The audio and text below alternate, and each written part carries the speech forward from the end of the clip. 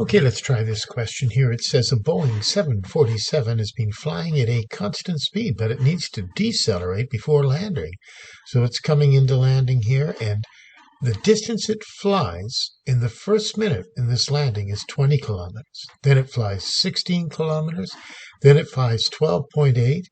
And if the numbers form a geometric sequence, determine the common ratio. Well, that part's not too hard. All we do is go 20, 16, 12.8. The common ratio is just 16 divided by 20. You just divide consecutive terms, and that's how we get R5, which is 4 over 5. There's the common ratio. What will the nth term be? Gee, I copied this down from a national curriculum, national memo, and it was messed up because they put 1 over 4. I don't know what they put in there. They put the wrong thing in there.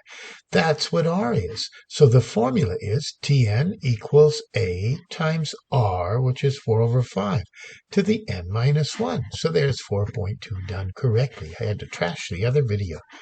Okay, now determine how far it'll be traveling in the 4th minute. We just put a 4 in there. So you do that. You put a 20, 4 over 5. Instead of n, you put a 4. And if you do that, you're going to get the 4th distance is 10.24 kilometers. And that makes sense. 20, 16, 12.8.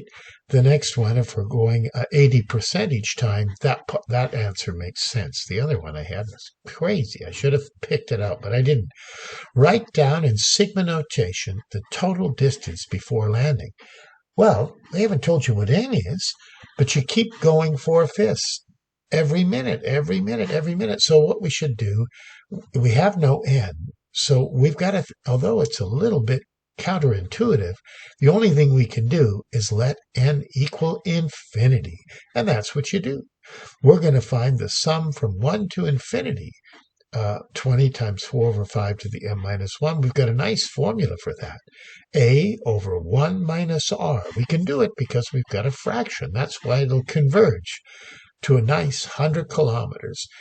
It'll become infinitely close to 100 kilometers. Now, in reality, you don't keep going a minute and a minute. It doesn't go into infinity. So, it's a little bit strange on the head, isn't it? But there's nothing else you can do but assume that these 3 dots mean that it's going on forever. That's the only way to do the problem. What's the total distance it flies before landing? That was the infinite sum. That was the answer to the infinite sum. That was the answer to the last question. I kind of just did it. The total distance before landing. Sigma notation, then we just put it into the formula. And there you go.